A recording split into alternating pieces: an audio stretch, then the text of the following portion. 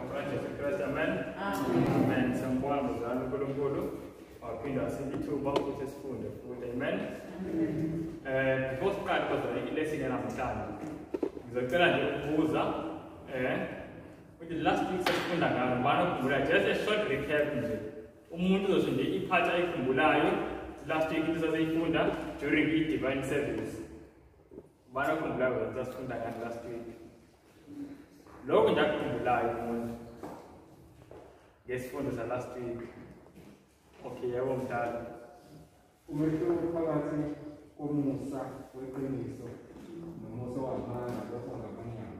Amen. Sekhuloza lesifunda ngomehluko njengoba ibekile nje umdala ngomehluko between umusa weqiniso nomusa futhi ongamanga. Sekhumbula bazalwane yini enye omunye futhi akasho okunye kamvelela nje before siqala. Awazalwane yebo ma. Amen. Ukunaka kwenyama akufana nawani nokomoya. Okay. Abanye bazalwane sebekhohliwe. Ngiyazi abanye mhlawumbe banamahlona abathanda ukukhuluma. Akunankinga bazalwane. Siyakhumbula saqala incwadi yamaroma. Okay, yebo. Umdala yokugcina. Konke engiyithandayo emshumayeli owayevezayo ukuthi kwesinye isikhathi lesijele ukuthi sengone kakhulu mhlawumbe mina ayinkulunkulu ngiyasangixolela sengiyenze into eyodwa times 50. Yebo. Sasithola ukuthi uma kusekhona into yakushoyo unembeza okukhumbuzayo the Holy Spirit. Yebo. Sasithinta-ke ukuthi into ethokozisa uNkulunkulu he delights in it, uthokoziswa nje ukwenza umusa. Amen. Yazi ifika ngimuntu oneza kwamarks ngizokunikeza mdala nje u8 out of 10. Bekuzokunikeza 8 out of 10. Yebo bazalwane safunda nje ngomusa kaNkulunkulu, umusa kaNkulunkulu. Ngiyakhumbula saqala kumaRoma chapter 8 verse 7 la sasibona khona la umpostoli uPawuli ashoyo ukuthi the carnal mind is enmity against God. Why? Because it is not subject to the law of God, neither indeed can be. Sekhumbula lokho bazalwane ukuthi ukunaka kwenyama iyalwisana noNkulunkulu ngoba akuthobeli umthetho kaNkulunkulu futhi akukwazi ukuthobela umthetho kaNkulunkulu. Siyabona leyo bazalwane. Safunda futhi incwadi yesambulo chapter 14 verse 12 la uJohane seyiboniswa uNkulunkulu abantu abawuthobelayo umthetho kaNkulunkulu. Uthi here is the patience of the saints.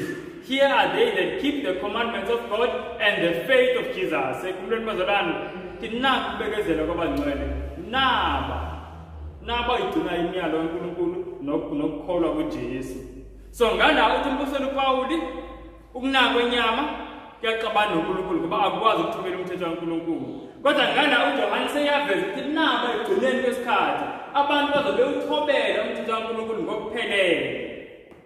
Sase sithi abazalwane yini esusa umuntu lapha kulona kwenyama imbeke la ukunaka komoya okumenza akwazi ukuthobela umthetho kaNkulunkulu. Sathi umusa kaNkulunkulu. Sekhumbula sisindiswa ngomusa. Sithola kule verse le sithola kulona bazalwane sisindiswa ngomusa. Zama ukubona siyakhumbula vele. Sikuthola kublog sisindiswa ngomusa. The next include Ephesians 2 verse 8. Ephesians chapter 2 verse 8. For by grace are you saved through faith, and that not of yourselves, it is the gift of God. Sayibona leyo bazalwane. So sabona ukuthi umusa osusa umuntu lapha umbeke lana. Umusa kaNkulunkulu, but umusa weqiniso, hayi umusa wamanga. Because safunda khona umusa wamanga.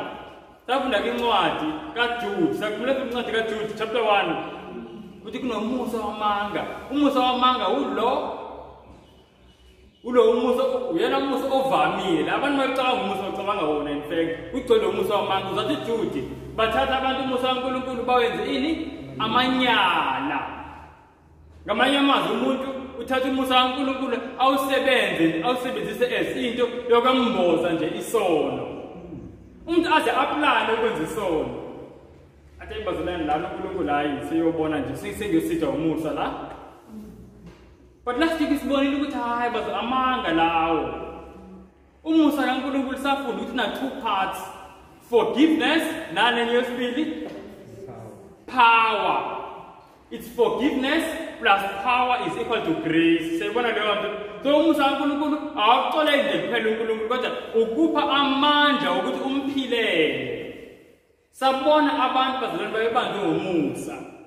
Bengasenzi isono even if they threatened with death ukuthi ayabulawa manje. Angithi siyafunda siyabona ukuthi very soon iBhayibheli liyasho ukuthi very soon kuzoba ne-crisis la is either siyafa or sisamukela uphawu lesilo. Is either siyafa or siphula umthetho kaNkulunkulu. And njengoba sifunda bazalwane siyabona ukuthi into esiyidingayo ezosisiza ukuthi sime lapho umusa kaNkulunkulu. Umusa kaNkulunkulu. Now nani verse sagcina kulona ke sini kulona Hebrews. Yabona la bazalwane ngizobona ngempela siyakhumbula ngempela. Before sifunde Hebrews ngizobona lo umuntu okhumbula lo mbuzo lo engizobuza manje. Ngizobona ngempela yakhumbula. Sathi bazalwane umusa siu-accessa kanjani? How do we access the grace? Sabona nje into esisindisayo i-grace sakhumbula. It is the grace of God that saves us, the forgiveness and the power. But how do we access this grace? See, access through faith. Amen. Amen. I thought this is through faith. But we actually verse Ephesians chapter 2 verse 8. For by grace are you saved through faith. So you access the grace through faith. All right. Then such a little verses will bona manje le faith. Namhlanje soqala kulona ukufunda. Hebrews 11. Hebrews 11 verse 30. Hebrews chapter 11 verse 1. Verse 30, verse 30. Hebrews 11 verse 30. Ngizayifunda nje. It is by faith the walls of Jericho fell down after they were compassed about 7 days. Says the Lord. Now ngizophinda the same question esifunde last week.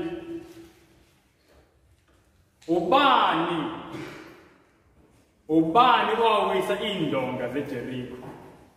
Those are high walls. Azathi uMose mayikhuluma ngazo uthi these are walls that are reaching unto heaven. Indonga ezide ezaziqinile. Ubani azisele zendonga bazalwane? Saphendula kahle last week. Yebo ma.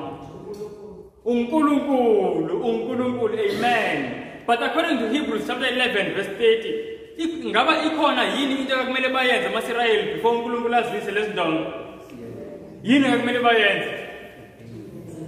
Ekumele bayizungeze kasikhombisa once every day, and on the 7th day how many times? 7 times. Siyakhumbula bazalwane. Now uthi Paul, that is faith. Sayibona leyo nto? Uthi that is faith. When abantu benza into ekhulunywe uNkulunkulu and then expecting the result uNkulunkulu athi izolandela. Sayibona leyo nto? That is faith. If faith akona uhlala phansi uthi hayi Nkosi, I know you are powerful. So there is no need for me to just ngilokho ngijulukisa and round these walls. No. Unkosi uNkulunkulu namandla. Ukubona leyo faith leyo engamanga. Hayi bazalwane, uNkulunkulu maseyifuna ukungisiza ngisona uyongisiza. Mina wathi nje ngilinda kwamanje ngizirelaxele, I must not make any effort mina. Because uNkulunkulu namandla. Bazalwane, if amaSirayeli ngaleso sikhathi babenze kanjalo, even today the walls of Jericho would be standing as one of the wonders of the world. But ngenxa yokuthi babekholwa, they had true faith. Zawindonga zeJericho. Namhlanje ngifuna sibone bazalwane ukuthi thina, because thina into ekumele siyenze manje kulungiselela ukubuya kaJesu nokulungiselela ilettereni lebesifunda ngayo, nokulungiselela iSunday lo, nokulungiselela isilingi, yonke any preparation. Masikhuluma ngepreparation, into yokuqala emele ifike ukuhlukana nesono. Konke kuyalandela. Yona nto thina kumele siyenze ukuhlukana nani nesono. So ezethu indonga kumele ziwe yini? Isono. Sayizwa bazalwane, ezethu indonga kumele ziwe yini? Isono. Those are the walls that must fall down. This is what we say about indonga. okay, omnye thina ngokholo ngifuna uzala ni-answer ode ngize ngifuna ukuthi siyalandela ubani ozokisa lesindonga uJesu. But is there anything we have to do thina? Yes, kumele cooperate naye sayibona bazalwane lesindonga ngeziyo sithe kanje. Now namhlanje into engifuna siyifunde ukuthi yini ekumele siyenzeke in cooperating noNkulunkulu. Because kukaningi sitshana enkonzweni siyeza Sabbath after Sabbath siyafunda ukuthi kumele sibe ngcwele kumele sihlukane nesono. But sometimes, most of the time asitshelwa how. Sayibona leyo nto namhlanje sizofunda how. Romans chapter 7 uthi uPaul, for to will is present within me, but how to perform that which is right I find not. Uthi Paul ngiyafisa ukwenza okuright kodwa how to do it angazi. Yabona so into shaya abantu kaningi esikhathini esiningi hayi ngoba engafisi kodwa akazi enze kanjani. So we need to understand the how. We need to know the how. I can stop saying Makanda, we will pray one more time. Father, in the name of Jesus Christ,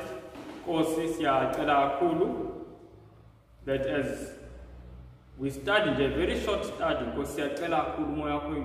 please, Lord.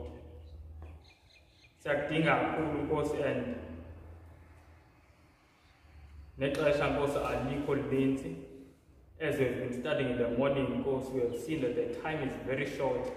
Please, Lord, tell us so much, Lord, in Tanzania. And we have become so much like Umshama. Oh, please, God. Please, Lord, even Namshandi, please, God, give us new hearts. Oh, may the blood of Jesus, God, wash. Please. So I tell you that in the name of Jesus Christ. Amen. We are looking at magic cooperation on Kulungulti. In a minute, the Tina was a good as Ndonga the soul. Was a good as Ndonga the soul. We are going to look at three things, three primary things. Eukana, yes, Kulungula. I said with John chapter 17. So the phone number verses was but in this badly needed is millicent. Tina millicent John 17.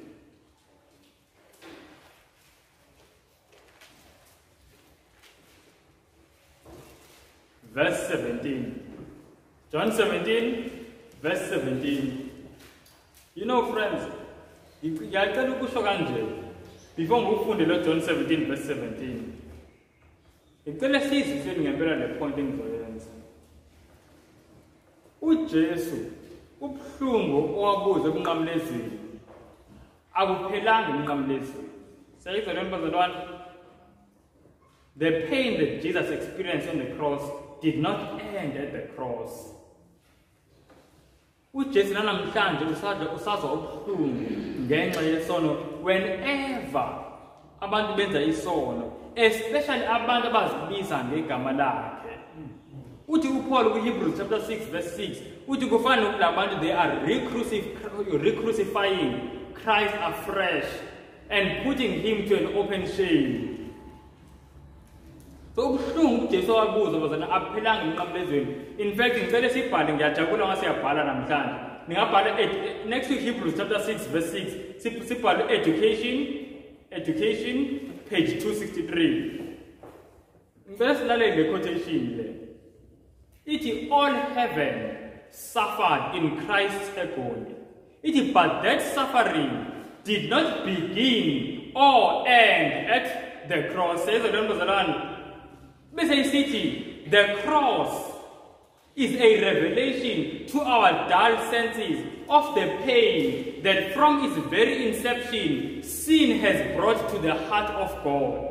It is every departure from the right, every deed of cruelty, every failure of humanity to reach his ideal brings grief to him. Says the Lord, ithi uNkulunkulu izulu lonke leza ubuhlungu uJesu eleke esiphambanweni.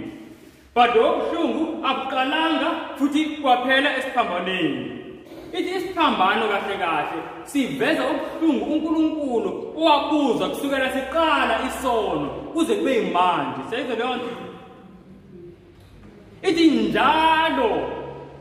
njalo umuntu mayikhetha okubi nokulungile, njalo umuntu mayenza inkohlakalo, njalo umuntu mayifeyila ukuba yilento uNkulunkulu afisa beyiyona, uNkulunkulu uyalimala kakhulu enhliziyweni.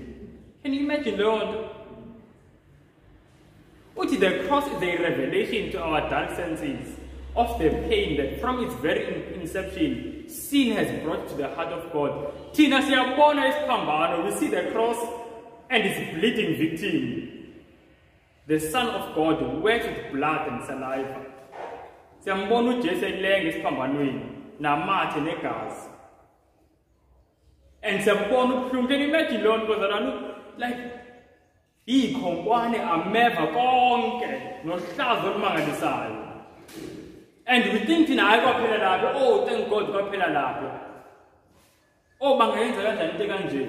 But siyayenza thina leyo nto each and every time I choose to sin. That is what I am doing mina to the heart of God. Siyalikhona abazalwane izwi kaNkulunkulu nisho kanjalo. So that's why ukuhlukana nesono yinto agent kakhulu. Into agent kakhulu. But so important. Like if nene kumele ngabana naye kakhulu isono. Mele sibesikabene nesono. Ngoba isono siyamlimaza uJesu. And uJesu uyasithanda, uJesu washiya izulu. uJesu akayideserve yonke lento I-experience. And kungenxa yesono. Especially isono esenziwa yithina esizibiza ngaye. Okay, we are going to have a very short study, 3 points only. Ascending manje ku John 17. Ngifuna siyibone bazalwane, how can you separate nesono?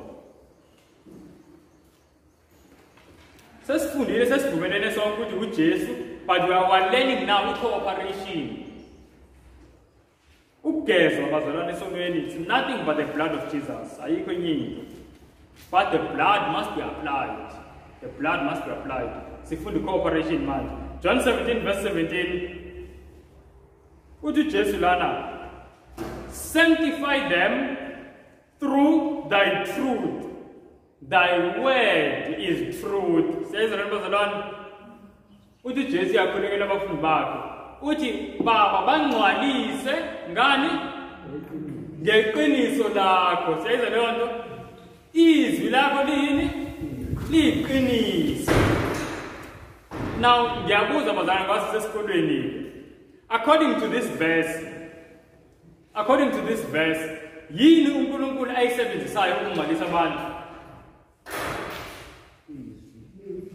Yini? Iqiniso yebo, kodwa iqiniso yini? Yizwi. Siyibona lelo bazalwane. Ngicela ukubuza, umuntu angangcwaliseka ke engalifundi izwi kaNkulunkulu? Umuntu angakuthola ukungcwaliseka engalifundi izwi kaNkulunkulu? It cannot happen. So the first thing ekumele siyenze, into yokuqala ekumele siyenze, masisebenzisana noNkulunkulu ukuze thina sihlukane nesono. Kumele silifunde izwi likaNkulunkulu. We need to spend time sifunda izwi likaNkulunkulu. Oh friends, do you know ukuthi ngempela sisuke sidlala ngempela masithi siyamthanda uJesu kodwa simthanda izwi lakhe? Ngoba phela izwi likaJesu lambula uJesu. Sayibona leyo nto? Angisho lisho kanje iBhayibheli kuMatthew chapter 12. Engathi verse 34. Lithi out of the abundance of the heart the mouth speaks. Sayibona leyo nto? So umlomo ukhuluma lento ekephi esenhliziyweni. So uNkulunkulu kade sinikeza izwi lakhe, kade ekhuluma izwi lakhe uNkulunkulu wayambula inhliziyo yakhe. Sayibona leyo nto? And umuntu momthanda uyafisa ukuyazi inhliziyo yakhe. Uthandani yini angayithandi? Yini amjabulisayo? Sayibona leyo nto?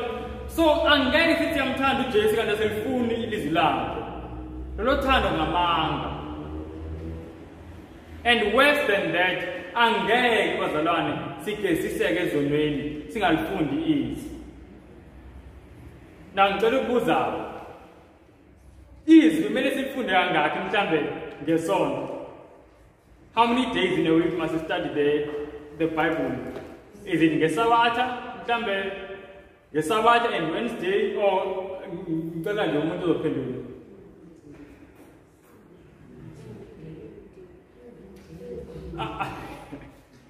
Zalani kanti abanye bayasaba ukuphendula.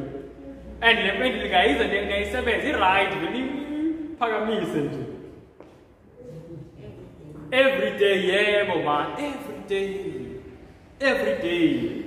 Ngoba we are tempted every day, angisho. We are tempted every day. So if izwi kaNkulunkulu linamandla okusiwasha ukusigeza esonweni, we need the washing every day. Ngoba usathane ulokhu ezama ukusingcolisa every day. Sayibona leyo nto. Usathane lokhu ejikijela kanje udaba. Lo ejikijela manje siyafika thina ngani? Ngezwi kaNkulunkulu. Ngezwi kaNkulunkulu. And bazalwane, let me tell you the truth. Uyabona, if ngizothi mina ngumuntu ngithi hayi ngibhizi kakhulu, uyabona phela kumele ngivuke ngigese ingane ngiyosingisa ingane esikoleni, then futhi ngemsebenzini kwathi ngathi ngibuya late and angisasithola isikhathi sezwi. Bazalwane, there is an insult to the Creator. Do you know ukuthi angisho kumele ngabasonke thina sifile manje? Ngoba lithi phela iBhayibheli umvuzo wesono yini? Ukufa. Romans chapter 6 verse 23. Siyabo? The wages of sin is death. Kumele ngaba sifile thina sonke. Why are we not dead? Ngoba uJesu walamula ngegazi lakhe. So every breath we take is bought with the blood of Jesus. Can you imagine? Asicaba ngemali. Every breath, every moment, ithengwe ngegazi. Now imagine isikhathi sethu sonke sithenge ngegazi. Kodwa lo muntu osithengile lesikhathi sithi asinazo isikhathi sakhe. Sinesikhathi sayo yonke into. And ngizosho nje ngidlula bazalwane. Ezisikhuluma ngendaba yokufundisa. Uyabona television. Angizikhuluma bazalwane ngendlela nje efihlakele, ngifuna ukukhuluma nje straight. I-TV bazalwane yithuli kaSathane. If ingasuka emakhaya kwethu i-TV, singaba nesikhathi esiningi noJesu. Because i-TV uma ikhona, even if unesikhathi noJesu, iyafika i-TV lento ibuka iflashe konke lokhu kufaka uJesu. Osibaya nosalo nothi sisuke sidlala bazalwane lapho ngempela. So singaqabani nesono ngale ndlela esifisa ukuxabana ngesono. If siyafunda njengoba siqeda ukufunda ukuthi isono siyamlimaza uNkulunkulu enhliziyweni, ngihlala kanjani ngibuke isono ngithi mina siyangi-entertaina? Le nto elimaza uJesu mina iyangi-entertaina, iyangipitaza. I-entertainment yami kumele ngaba yizwi. Osabe kumnandi mase ngifunda sengo-Ezekiel, sengo-Daniel. Siyabona, that is our entertainment. Not Ozalo, not generations. No. Uthi afuna uvele wozele nje. Masofika ezwini, kwaphela uphelele 3 hours lapha koZalo nakoSibaya zonke lezi zinto lezi. And then masofika ezwini uyalala. I'm telling you the truth bazalwane. If i-TV ngasuka emakhaya, lizongena izwi futhi lihlale. Lizongena lihlale. No WhatsApp, yabona WhatsApp, angidlusi WhatsApp ukuthi ayikho into useful ngazo, but WhatsApp unawo usidla isikhathi. I would say this mina. Zama lento engizisho manje nizameni. Each and every time ulingeka ukubheka nje message. If uyazi ukuthi awulindela message, musu manje uya ku WhatsApp uyobheka ama-status, uyobheka ukuthi ama-group bathini hayi. Every time ulingeka ukuthi ubheka WhatsApp, do this. Thatha iBhayibheli, yiba neBhayibheli efonini, kube neverse olimemorizayo. And as ucabanga ukuthi ngeke la verse, uthi ngeke la verse. And if iverse elula, choose the chapter. Choose the chapter. Nama-chapter engazithi nje amemorize futhi ayangena ahlale. So, mangathi nje ayikho into engiyilindele, ayikho umuntu. Then if kunomuntu ekumele ngimfonele uthi WhatsApp uthi ngifone. Hayi uthi nje njalo kancane ngiyabheka. Kancane WhatsApp, Facebook, lezi zinto abazalwane izosihlukanisa noNkulunkulu. I can assure you, because umuntu kumele simazi kakhulu uJesu, but manje kulama status sasa abanye abantu hayi uJesu. So I think nje yizwi into ekumele sibhekene nayo kakhulu. All right, asiyeke into yesibili. Into yesibili bazalwane is prayer. Asiyeni ku Matthew 26.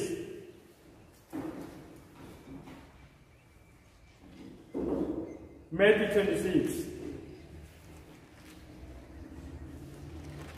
And one of the days, Master Discard, enye into esizoyifunda is how to study the Bible. Siyabona leyo nto. Ngoba sometimes I know ukuthi abanye abantu bane-struggle ukuthi mayivula kazi nokuthi aqale kuphi nokuthi yenze kanjani yabo. And so it's another important study. One of the days. But manje I would always advise abazalwane masifunda iBhayibheli. Also have iy'ncwadi zomoya wesiprofeto, the spirit of prophecy. It's the Bible and the spirit of prophecy. So spirit of prophecy, there's ncwadi lezi amanye ekhotha kuzona ubavilana. All patriots and prophets and kings, Desire of Ages, very powerful books uNkulunkulu asiphe zona. Angeke ushode bazalwane. So lezi ncwadi kumele sibe nazo, hayi ukuzihlale nje emakhabetheni ukuthi hayi nami ngangumkhalphotha or nami ngayithola. Siyazisebenzisa. Like you can be your own teacher. Old Testament yonke, do you know Old Testament yonke?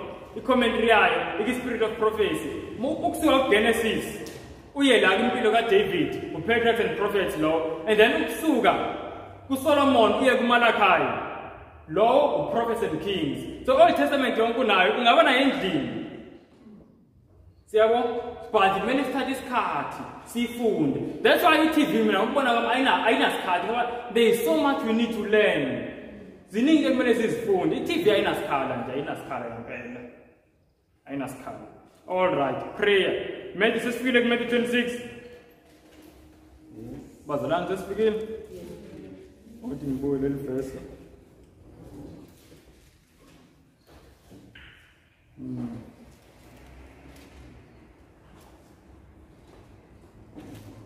I didn't record for a month. Oh, wonderful. Yes. As begin with verse 41. Asizwe namazwi kaJesu. Uthi uJesu, watch and pray that ye enter not into temptation. The spirit indeed is willing, but the flesh is weak. Says the bazalwane, cela ngifundela ngesizulu.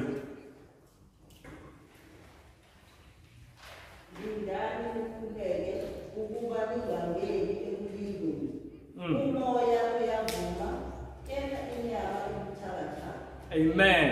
Now, some Jesu uthini? Uthi mawufika esimeni la ufisa ukwenza into right and umoya uyavuma kodwa inyama ebuthakathaka, i-solution is to do what? Is to pray. Sayive leyo nto? Uthi we need to pray so that we do not enter into temptation, so that we do not fall into temptation. We need to pray. Ngicela ukubuza-ke, how often must we pray? Okay, kathathu ngosuku. Yebo, okay. Yes, nale nje yamkele. Yebo umntana. Omunye ngicela ngitshele. Ngenezi clue, 1 Thessalonians chapter 5. Angeza? Yebo. Uthi Paul, pray without ceasing. Pray without ceasing. But this is so important, the prayer. Like, kuna statement engizomsharela sona manje. So izangimangalisa kakhulu. This is a promise, the statement. Siku steps to Christ. Steps to Christ, I think page 98 or page 99. Sitting. Pray in your closet. So your closet yako your room. You pray in your closet. And as you go about your daily labor, let your thoughts be often uplifted to God. These silent prayers are sent like precious fragrance to the throne of grace. It is thus that Enoch walked with God. Satan cannot overcome him, whose heart is thus stayed upon the Lord. So it is and then as sihamba futhi endleleni siyabona leyo nto ithi let your thoughts be often uplifted to God. Umcabango ngithi ayiloku inyukela kuNkulunkulu. Another thing, asithi mhlambe sewumemorize wakhathala yabo during the day kunesling sethi othi ngabheka istatus sakho every time yazi this is what I do ngempela nje every time uma ngathi ngiyobheka ku WhatsApp noba ngingasi ngibhekani vele ngikhumbula ukukhuluma noNkulunkulu ngikhumbula into ebengiyicela ekuseni ngithi inkosi ngempela le nto bengiyicela I'm really serious about it ngicela ungisize please help ngalokhu and then vele ugcine sekuyi-conversation nje noNkulunkulu every time. So uthi uSathane wenza umfake i-temptation manje i-temptation yakhe seyigcina iba i-reminder yokukhuluma noNkulunkulu seyizwe le nto zalwana. So we need to spend time noNkulunkulu. But iphathi engithanda kule quotation yokugcina it is Satan cannot overcome him whose heart is thus stayed upon the Lord. Ithi uSathane akwazi ukunqoba umuntu owenza le nto. Seyizwe leyo nto kunento esingayenza engenza ukuthi uSathane angakwazi usinqoba. And we are told that it is prayer. It is prayer. Because angikwazi, even if lecture umdala ngakhuluma kanjani nami, kodwa angikwazi ukukhuluma inhlamba naye, ngibe while ngikhuluma naye ngiyakhuluma nezulu. Inkosi icela ungisize, as ngikhuluma nje nomdala. Wapho. Angeke iziphume. The reason why abaningi bethu sizithola disappointed thina sikhuluma into engamele sikhulume senze engamele sisenze kungoba the communication between thina nezulu it is not constant. Yinto yasekuseni formality nje. And angeke sibe nawo amandla kanjalo. Angeke sibe nawo amandla kanjalo. Kuyazwakala abazalwane. Nayi ipoint yokugcina. Siyabona isithathu sethu besishort. Asiyeni ipoint yokugcina ke manje. Asiyeni ku 1 Corinthians chapter 15. Ipoint yokugcina yileli ebekwakhuluma ngayo abavilana. Evangelism. 1 Corinthians chapter 15.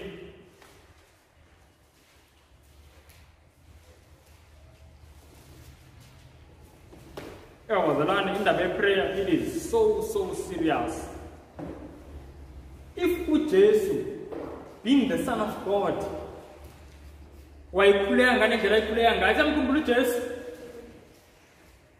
like before I catch up phones, before I choose the 12 disciples, the Bible the whole night. Jamboni Jesu ayengayithembi ngempela inyama waseyikhiyona. Because phela manje wayizela emhlabeni seyenziwa kanje ngomuntu. And uyazi ukuthi inyama i-weak. And the only thing ezomenza ukuthi abe yi-sacrifice acceptable nokuthi angawi esonweni ukuxhumana nezulu. Ukuxhumana nezulu. Can you imagine praying the whole night uJesu? Omunye umuntu uzama uJesu amshowa ngeke ngenze decision ebhedayo. If Jesus prayed so much so that angayenzi decision ebhedayo, how much more thina? Do you know abanye bethu abaningi ukuthi kuzochoose church board. Uvuka nje asemithingini umuntu engakhuleka nokhuleka. Aze nje azosugesta nje amagama nje akhiphe nje. Not even a minute of prayer. Yet uJesu who was without sin. Mayizokhetha abantu abezoba i-foundation yebandla. Wakhule ubusuku bonke. Can you imagine leyo nto angalali? And uJesu is not only, that is not the only time ekhuleka, so many other times. When umsebenzi ewenza uyi-success, I remember one time he had healed so many people ngizothi emuzini kaPeter la ahlala khona uPeter no mother-in-law kaPeter.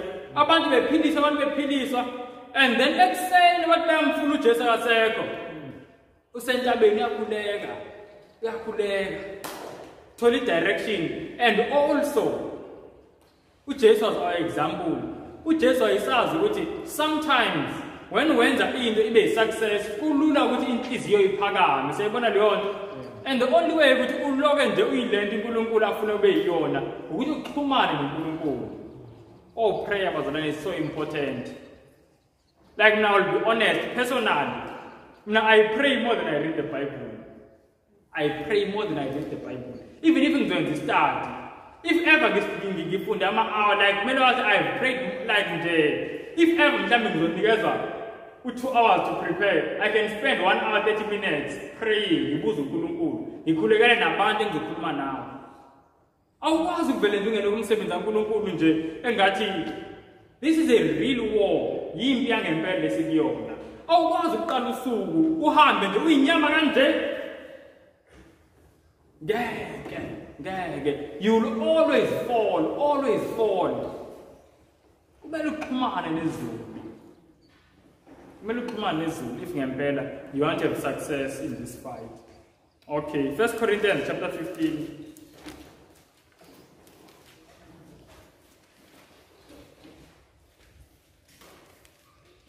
Chapter 15, staying in this evangelism. There's a point I want us to see, like, oh, this is so amazing.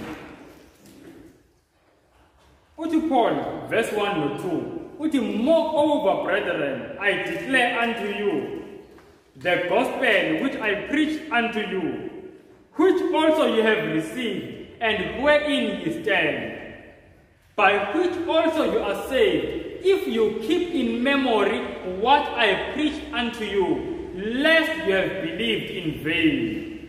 Oh, I hope bazalwane siyalizwa leli verse. Uthi Paul, bazalwane, ngizonifundisa ngevangeli enganginitshelile ngalo kuqala. Sekhumbula? Lisho kanjalo la. Uthi futhi leli vangeli nilamkelile. Futhi leli vangeli nimekulona. And then athi, futhi leli vangeli nisindiswa ngalo uma ngaba lo elikufundile kuyahlala emqondweni kungaphumi. Siyayizwa lento bazalwane.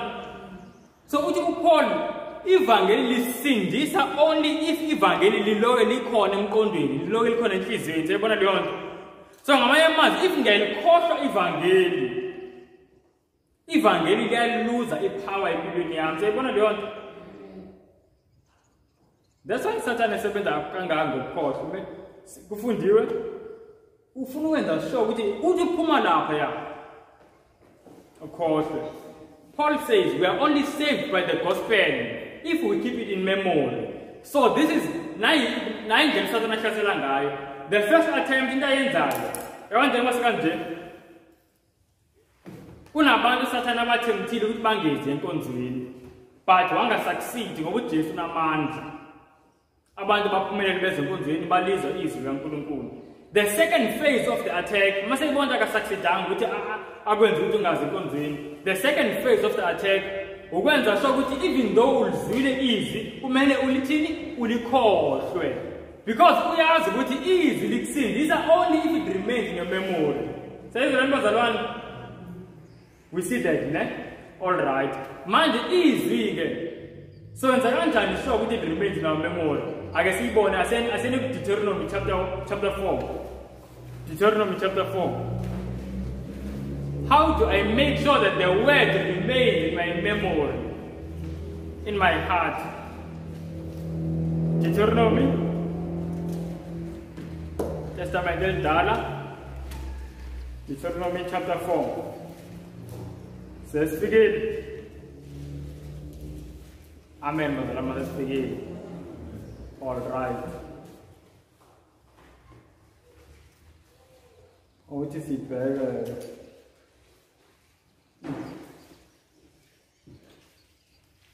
Yes, thank you, Lord. I see in verse 9.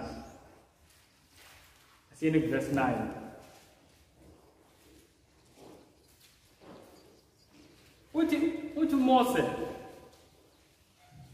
Only take heed to yourself and keep your soul diligently, lest you forget the things which your eyes have seen, and lest they depart from your heart all the days of your life. But teach them your sons and your sons' sons. Moses uqale asho kanje uthi qaphelani ukuthi lezi zinto enizibonile ningayikhohlwa. Sayibona leyo part ngisho. Sayibona bazalwane evesini leyo part leyo. Uthi Moses uthi asiqaphele ukuthi lezi zinto esizibonile singazikhohlwa. Do we see that? Yebo. Uthi siqaphele ukuthi singazikhohlwa. Why kambe kumele singazikhohlwa? It's because Masses kosher, they lose their power. The gospel only has power to save us if it remains in our memory. That's the first part of the verse. Ukuthi asiqaphele singazikhohlwa lezi zinto. Now ngicela ukubuza ngifuna ukubheka ukuthi ubani olandelayo. uMoses uthi asenze kanjani ukuthi singazikhohlwa according to the verse. Sizokwenza kanjani ukuthi singazikhohlwa? Abazalwane, okay, ngithi ngiliphinde iverse. Okay, ngicela ukuphinde iverse. Uthi only take heed to yourself. Be careful. Only be careful and keep your soul diligently, lest you forget the things which your eyes have seen, and lest they depart from your heart all the days of your life. But teach them thy sons and thy sons' sons. Moses senze kanjani ukuthi lezi zinto zingaphumi in our minds. Amen. Amen. How we make sure it is liyashala in our minds and in our hearts, it is by sharing it with others. Sayibona leyo nto? Uthi but teach it to your sons and your sons' sons. Uthi as you do that ngeke lento niyikhohlwe. So uthi by sharing, the word is engraved engqondweni yakho. Sayibona leyo nto? So by sharing with another person now uyasizakala. So ukuvangela bazalwane, it's one of the ways of making sure that evangeli asilikhohlwe. Do you know sometimes, even though ngifunda izwi kaNkulunkulu on a daily basis and ngikhuleka, but nje kunento eyenzeka mhlawumbe mangishara nomuntu mhlawumbe ngikhuthaza umuntu ngothando lukaJesu, like kuze kufika izinyembezi. Because lo thando engilaziyo and angifuna like mhlawumbe ngizosebenzisa ama-verse amasha, but as ngiwa-repeater ayangena hlali ngithi hey uJesu alishizo. Ithi hayibo leli iqiniso ngempela. Ngimangalazi namhlanje ekuseni, I was so amazed. Ngibona nje umbono kaJesu, uJesu ngempela wazana into ayenza yamangalisa. Yamangalisa kakhulu. It's just asiyicabangi. And asicabangi nokuthi uJesu usuka kuphi. The height from which he descended yamangalisa kakhulu. But lezi zinto ngeke zisuke emqondweni if you are always sharing them with others. Angeke zikhohlwe.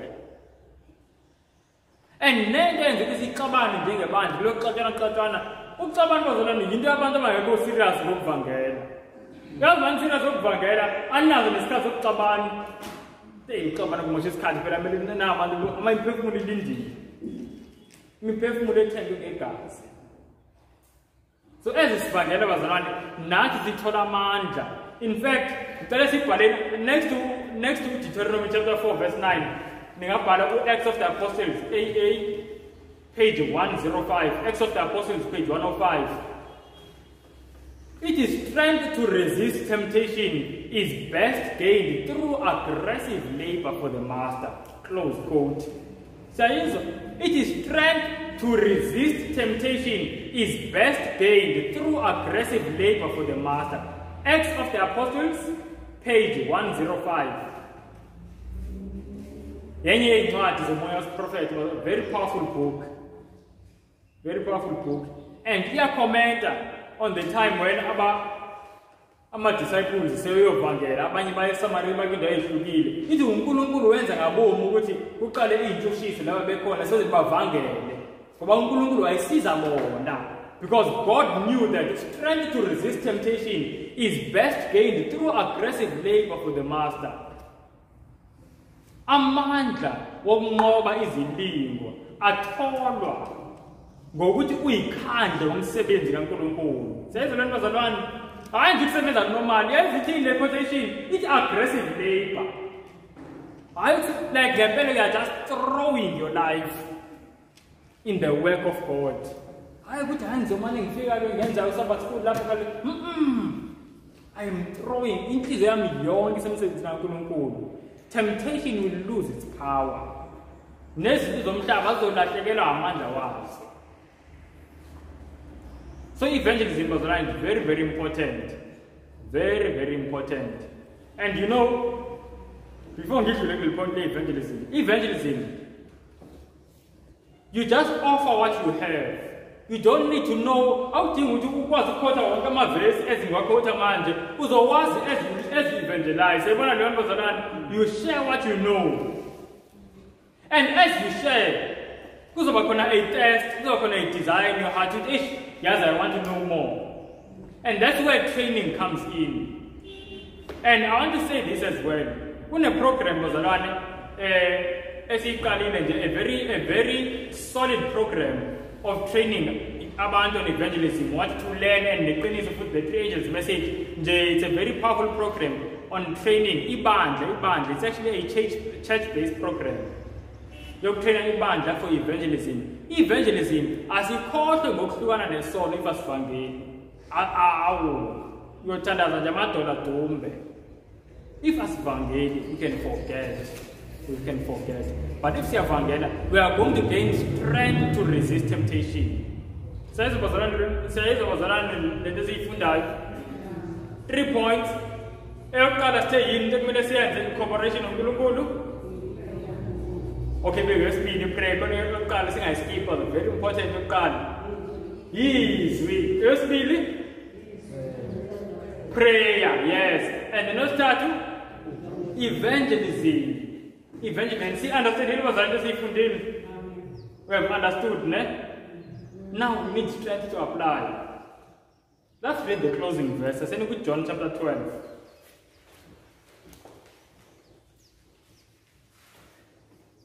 John 12.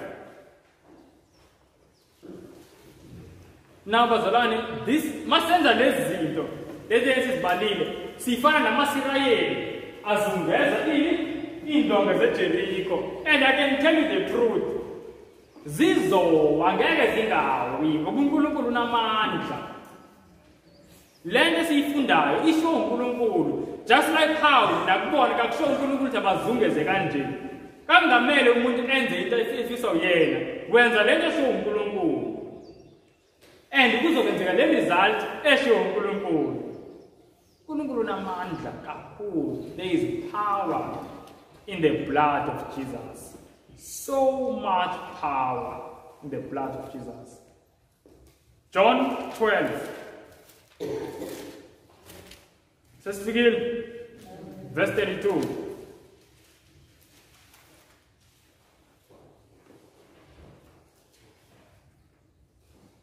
Would you Jesus and I, if I be lifted up from the earth, will draw all men unto me. Says the last thing in Funa Sisalenai is that kuwa bonke lokho esikufundayo. Kuwa bonke lokho esikufundayo bazalwane. Mele sikufunde in the context of umnikelo kaJesu. We need to study everything in the context of the cross. Uthi uJesu, and I, if I be lifted up from the earth, will draw all men unto me. And if verse underline, this he spake signifying what death he should die. So lento ayikhuluma ngomnqamlezo ngesiphambano. So uJesu into ayisho ukuthi abantu mabesibona isiphambano, besibona ngempela, they are going to be drawn. And I can assure you, saints, like I really can assure you, if ngiloke ngiphinda isona sodwa, ngiyazisa angiyimine ngilethe esonweni. Ngikamba manga even plan to July ngithi ayilana ngikamba manga ngithi angakasiboni isiphambano. I have not seen the cross. Uthi Jesus, when we see him, actually the people might be drawn, uthi they will be drawn. Bazodonseka. And uJesu akasho ukuthi abantu abathile nabantu abathile ngisho lo muntu akaba yisoni esinjani uzodonseka. Do you know what was like mina? Hey, uJesu wazalana wangidonsa ngamandla. Mina nganginama-dreads ngibhema insango. Mina the first time ngiboshwa ngangisasanda kuqala high school ngangena ejele. Ngintshontsha and ngidle izidakamizwa. Ngaze ngayofika e-university ngomusa kaNkulunkulu. But uJesu mayivele lokho ekubonakala wadonsa. uJesu is not threatened ngokuthi umuntu uyisoni kangakanani. Njengoba uJesu wayeshiya izulu lezala emhlabeni, yingoba wathemba amandla wesiphambano okudonsa. Isiphambano zona siyadonsa ngamandla. And each and every time, when you feel ukuthi amandla akho kanti ayaphelela, go back and study about the cross. That's why sonke, to be honest, sonke la endlini, sonke la, kumele ngaba sinayo incwadi Desire of Ages. Kuloko kuphokekana njalo njalo, because ayikho incwadi yambuka uJesu njengaleya ncwadi.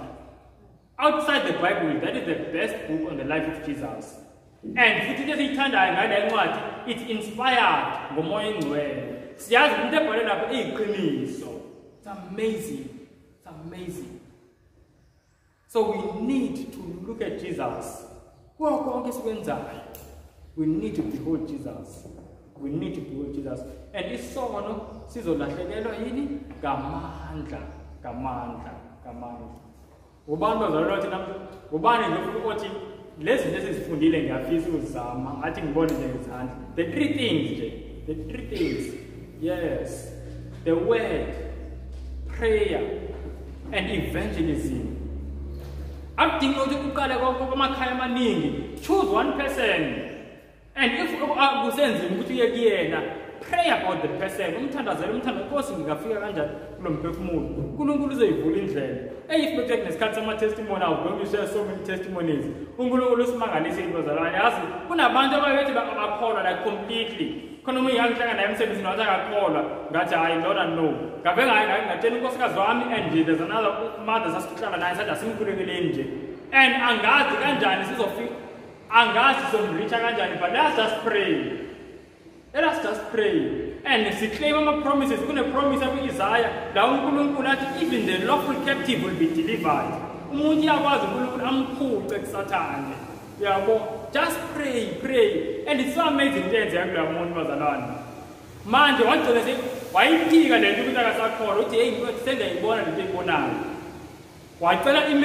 material before. Why I tell the material, Lama video, I'll tell you go funda. Kabu where say to really lock down saying for every man, it's serious, land. This thing is serious. And I was just so amazed. Kamanda guys, which is young dawn to moon. So Mama will just pray for the person. But you need to make an effort. Says Alone. Okay. As Tana saying, I just want to make a simple appeal. As Valena measure, Tobisina Makan.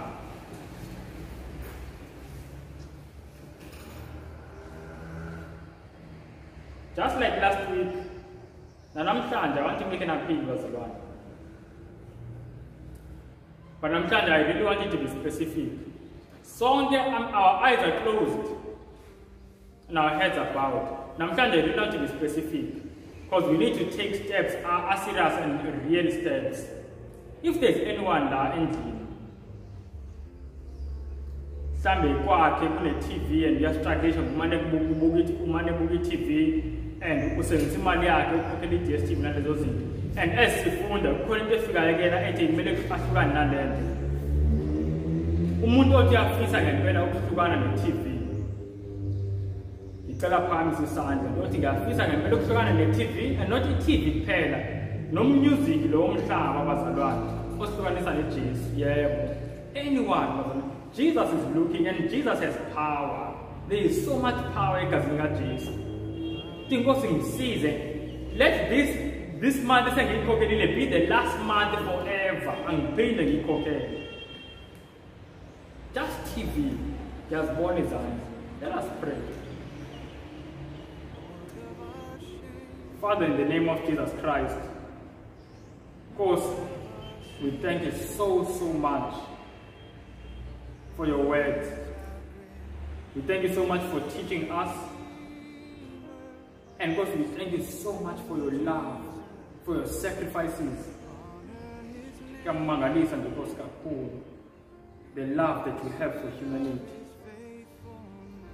So I tell you, that what we have studied today, the importance of studying your word, the importance of prayer and evangelism, and the importance of keeping our minds fixed on the cross. So I tell you, to apply it. We know that it will take time. That's why, of course, we need all the time we can get. Please, Lord, help us. All of these methods that we have just mentioned, they can never work without your presence.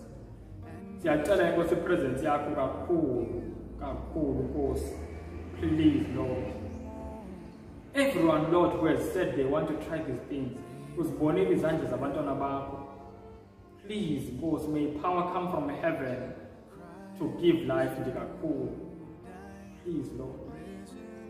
And concerning television, TV, Nkosi, oh Lord, something so dangerous and so filthy. You have seen, Lord, the hands of your children who are saying they want to separate with this soul-destroying habit.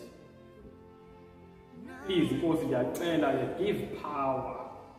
Please, Lord, give power. Because we've done them for a long time, but I know, Lord, by experience, the amount of power you have.